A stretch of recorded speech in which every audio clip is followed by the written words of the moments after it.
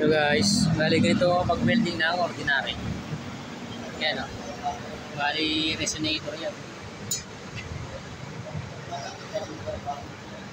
Yan ang pang replacement sa original. Pwede rin stainless pang replacement. Ito kasi pang budget lang itong ano. Itong reso na ito. Bali pang welding niya, O-out.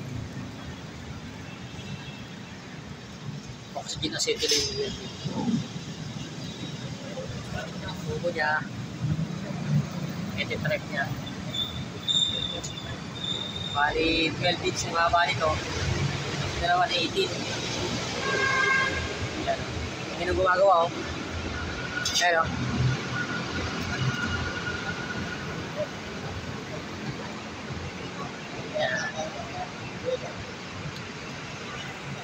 Expert lang tumitira ng mga ganyan, expert.